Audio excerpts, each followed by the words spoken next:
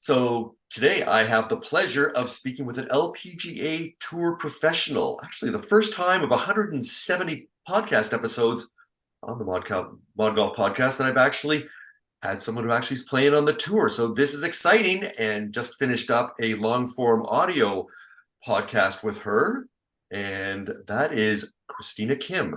And we're going to chat with her today on the Mod Golf podcast. All right. So yes, Christina Kim, LPGA Tour member. I had the pleasure of meeting her in Vancouver, my hometown, at the CPKC Women's Open, the Canadian Open, where I ran into her and had a great chat, followed her around for 2 rounds, and afterwards said, "You got to be my podcast." And she said, "Absolutely." And then, gosh, 8 weeks later, here we are. So Christina, welcome to the Mod Golf YouTube channel. Good to see you again. Thank you so much, Colin. It's awesome to be on with you.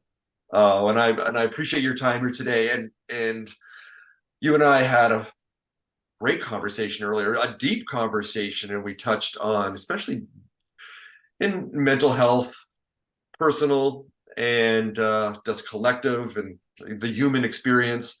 And I really encourage our viewers here today to go back and listen to the podcast. I'll keep put the link to that down below in the comments, so you can go back to that. I do really encourage you, because we really had a really great conversation there. But I want to switch it up a little bit here, Christina, ask you about a few other things. We left off cliffhanger on the podcast of saying the future of Christina Kim. What is next?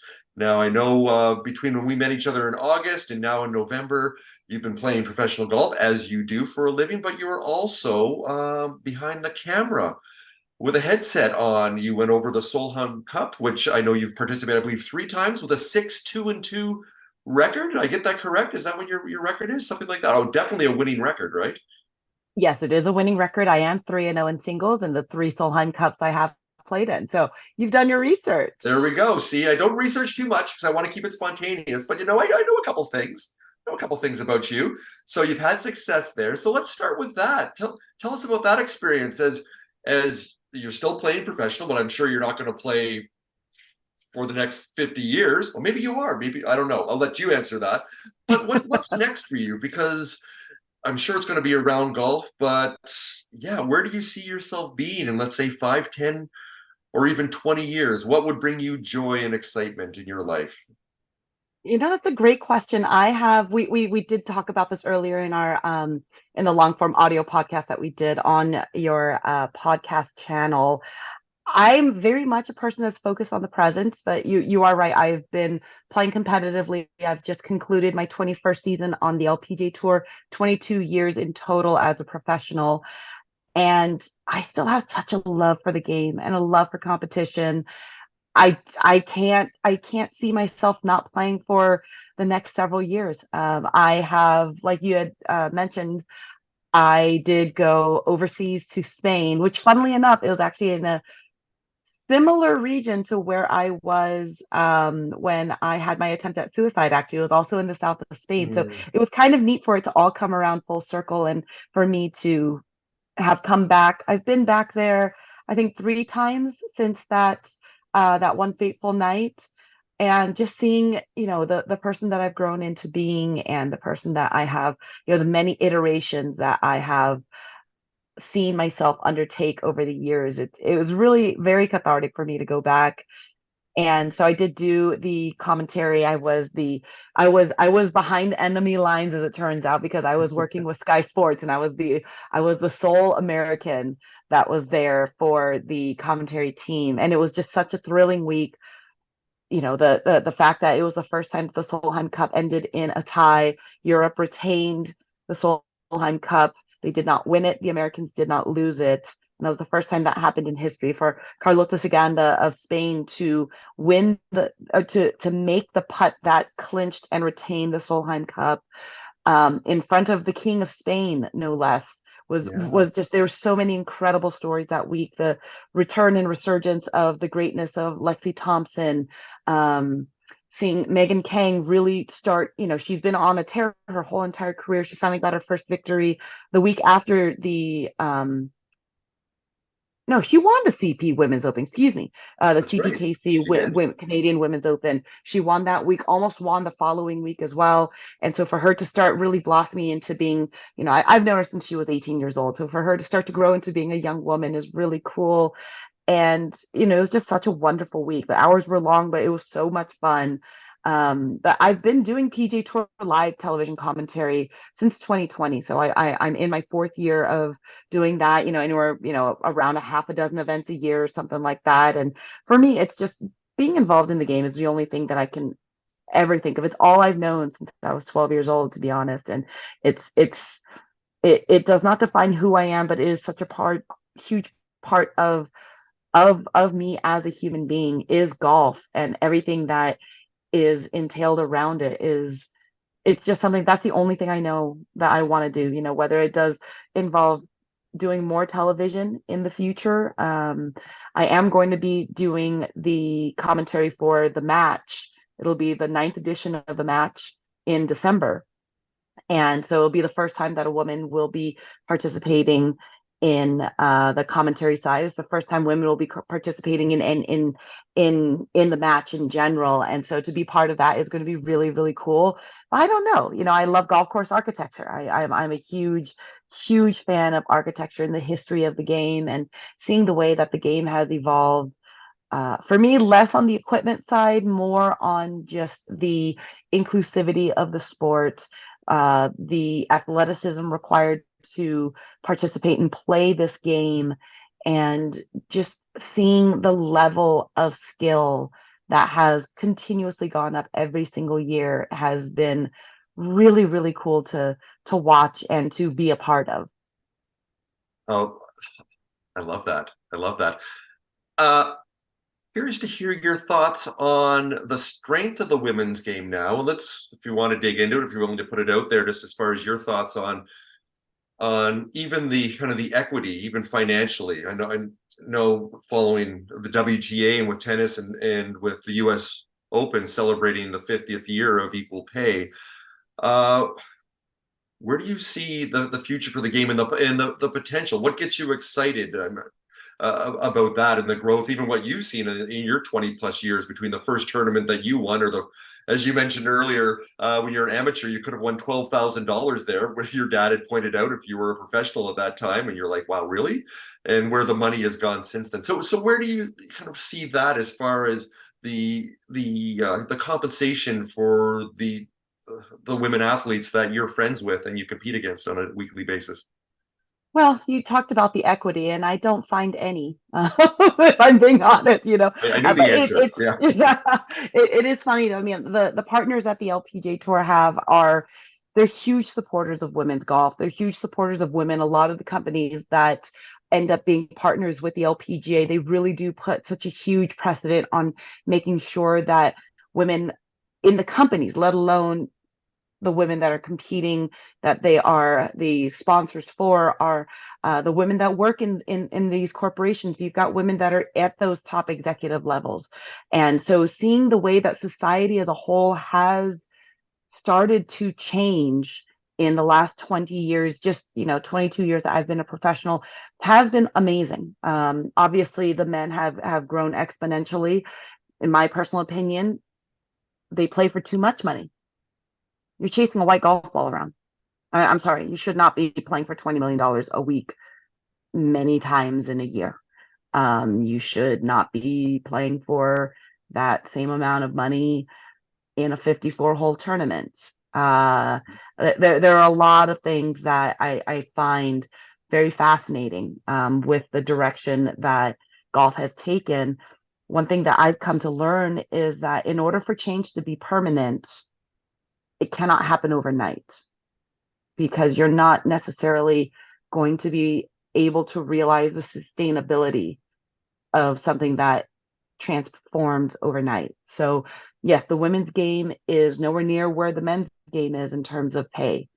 But the LPGA Tour has continuously increased the purse sizes, and we have continued to really cultivate and grow the partnerships we have with our partners. And I think that is something that means so much more to me than actual dollars and cents.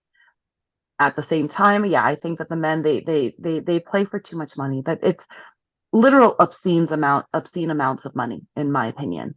So it's sort of an interesting juxtaposition of, where the women's game is, where it's going, which is it's continuing to rise and continuing to move upwards and onwards while maintaining great relationships. And on the men's side, yeah, it's too much money. I'm sorry.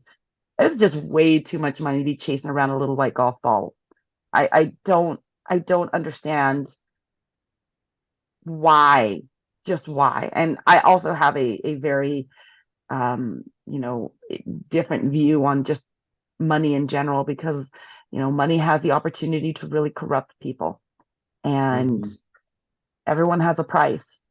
And sometimes it's hard to see when you come across that price that someone has. And everything that's been going on in the last, I guess, 2 years now, almost to the day, with everything going on with different leagues and things like that. It is interesting to see the evolutions that have taken place, because you talk to people that are not from the United States, they don't have a 9/11. Mhm. Views are different about different places in the world, and things like that. And sometimes people just don't know. At the same time, they don't people aren't necessarily as politically sound, or they're not as interested, I should say, or they're far more interested in other things in their life than politics. So Right. it is a very interesting universe that we live in. The end of the day, I'd be very curious to see what the sustainability is of something like an alternative league. That how long is that honeymoon phase going to last? We're all about sustainability, and we're all about maintaining and continuing legacies and futures on the LPGA Tour. And that is one thing that I have always been so proud of, being a member of the LPGA Tour, because we honor our 13 founding members. One of our mottos is to act like a founder, stay humble, be aware of the fact that it does truly take a village for us Mhm. to be able to succeed and be able to do what we love. Um, but as the years go on, you're going to continually see the purses increase. There's no question about it. I don't know about, again, these obscene gobs of money. That's just not something that, I don't know if I would really be down for that, to be honest. Right. Right. But it sounds like you definitely embrace innovation or even evolution, Yes. as you would, or even progression, as we do a lot of work in action sports, and progression is always the term that they use as the sport kind of pushes forward.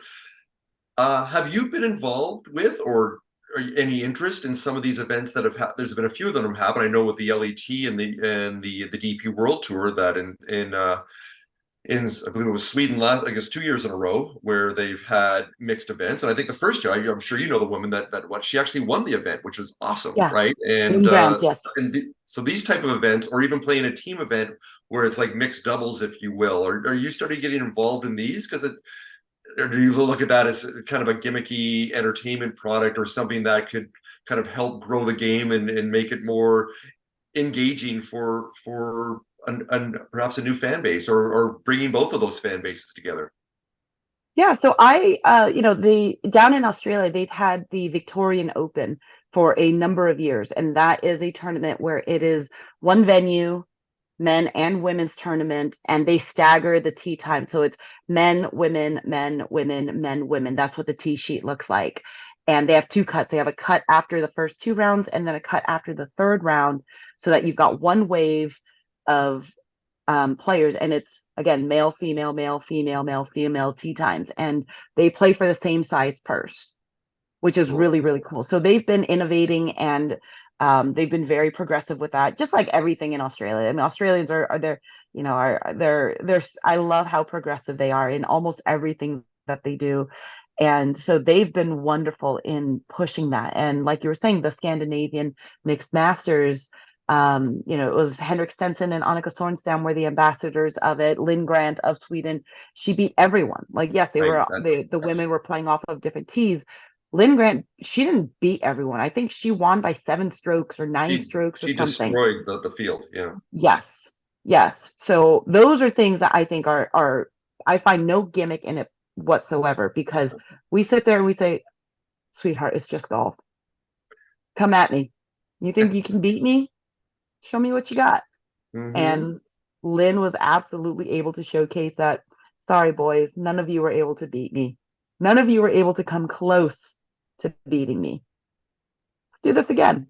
So those are things I think are really, really cool. And I think it really is important. You know, back in the day, we had the J.C. Penney Classic where it was a PGA Tour player and an LPGA Tour player would play together as a team. You know, this I think it ended maybe at the turn of the millennium, and it was a staple of the '90s.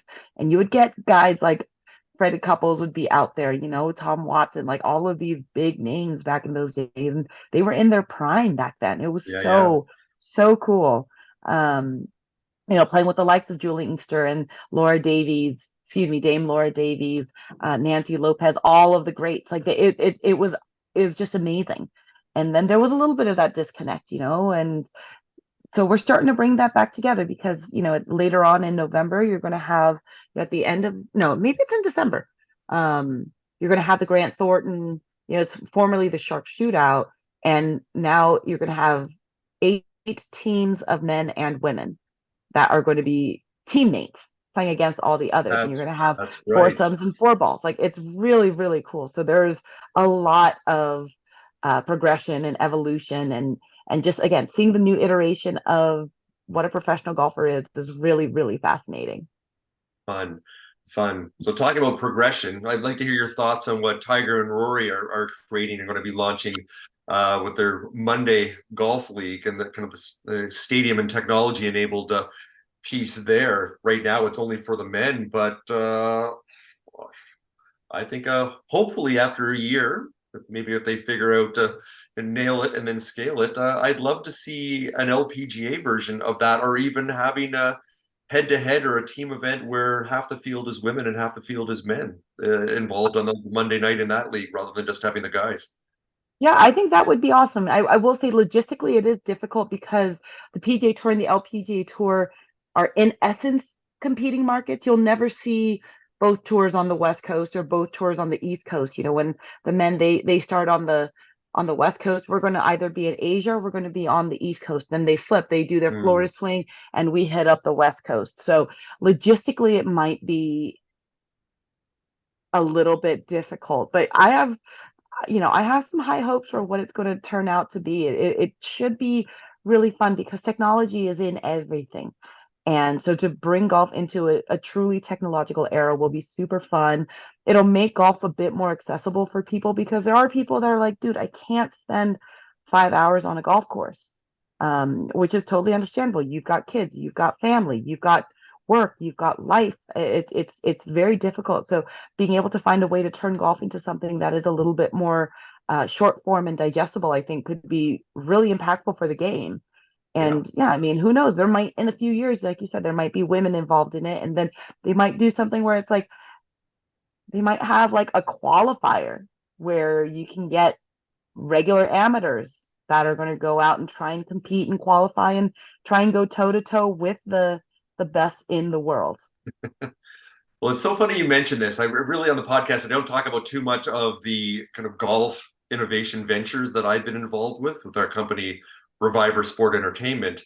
Uh, but our first foray into golf was, gosh, it's hard to believe, 10 years ago, before Top Golf was a thing, before the technology was in place. And we, being myself and my friend and business partner, and we're quite active and we're quite competitive in team sports, but not necessarily in golf. And we looked at golf and we played recreationally. So long story short is we created a format that created a lot of buzz in 2014 and then 2015, and we worked with Topgolf and they were looking to acquire it, which didn't quite happen, and we did some other things with Topgolf to help them along. But it was called Ripped Links. So seeing what was going on with Red Bull Action Sports and X Games and American Ninja Warrior and even World Poker Tour, Cirque du Soleil, and just 16th hole at Phoenix Open on steroids. So that's what we created, myself as an architect and visual designer. So we created this And looking back, it was just not that Rip Links is not going to happen one day, but it was about timing. Like a lot of Right. entrepreneurial endeavors, it was just too early. It was like from zero to like what? Hmm. It wasn't quite there yet. And seeing a lot of the elements that they're doing and embedding into what Tiger and Rory are doing was where we were with Rip Links. And in fact, even the plane, it was three par three holes that, from scaffolds that, we even had a thing where you had zip lines going down as the players, elite level play, women and men, half the field women, half the field men, because they were par three holes. So you didn't have to drive the Yeah. ball 350 yards. Yeah. It was all about the short game and touch and finesse and your ability. And I know that women are just as good as, if not better than men are when it comes down to that. So Rip Links never quite got off the ground there, but it's allowed us to learn from, and some of the newer ventures that we're doing, especially in the putting space, has all been included in all that. That's going to be coming soon. So yes, I totally get what you're saying there, and we were there probably a little bit too early before the market was ready for it with Rip Links. That is incredible. I love that for I'll you. show you some. I'll I send you love some it. images here, and I'll include them in the video here, so people can see what I where I started in the golf industry over 10 years ago, when we just kind Right. of stumbled into it without knowing what we were doing or knowing how the golf industry worked. Yeah, Yeah. Oh, that's amazing. yeah, good stuff. So I'm really happy to see what that they're doing. In some ways, we're kind of proud. We don't say, "Oh, gee, they stole our idea" or whatever. It's like No. we look at this, like it just validates what we had created back then. That it just wasn't quite ready yet for all the Right. reasons, being fan engagement and technology and all the other pieces that are in place now. So yeah, we'll I can't wait for you to tee it up. Maybe go head to head against Tiger or Rory at some indoor event there with their jumbo simulator that's what 40 feet tall then, Right. and then turning around and then playing to the green with 30,000 people screaming at you. It would be fun. Oh, it would be so much fun because I can talk crap. I can figure out what stirs someone up psychologically, and I can break someone very, very easily if I have I to. I I try can to avoid I it, I can obviously. only imagine. You could probably I can imagine you'd be a bit of a chirper. I can see it. I can see it. So maybe I could hear that, perhaps at I'm assuming you're going to be at the CPKC Canadian Women's Open next year. It's going to be outside of Toronto, I believe, not in Vancouver, but I'll probably be there. Maybe we can work it out that maybe I can be your pro-am partner if you can, that would be fun. Ooh, that would be super fun. I don't know if you got That any would be pull or super if it's just fun. kind of a random draw and it's a pay to play. I don't know if you have any say and sway on who can be your partner. Maybe you can talk to someone that knows to someone, and maybe I can tee it up with you if you can tolerate that. I could, at the very least, make an inquiry. I'll leave it at that. Why don't we do that? So hey, I could talk for hours here, but I know you got to go. Again, this I can. You're like a new friend now. I can talk to you forever. It's really good. I But we're love not that. going to. We're going to Yes, end it here Colin. So are because you. yeah. So why don't we just wrap it up with that? So Christina Kim, not only are you an LPGA tour professional, you do so much more in your life. The impact and your support of mental health and through your own journey and how you share that with others and did with us today on the Mod Golf Podcast. I thank you for that. And you just put a smile on my face. You just bring me joy, and I just love hanging around you. So thanks so much for joining me today on the Mod Golf YouTube channel. Absolutely, Colin. Thank you for having me. I had an absolute blast. And again, thank you for everything that you're doing as well. You are you are truly doing some remarkable work. So thank you so much.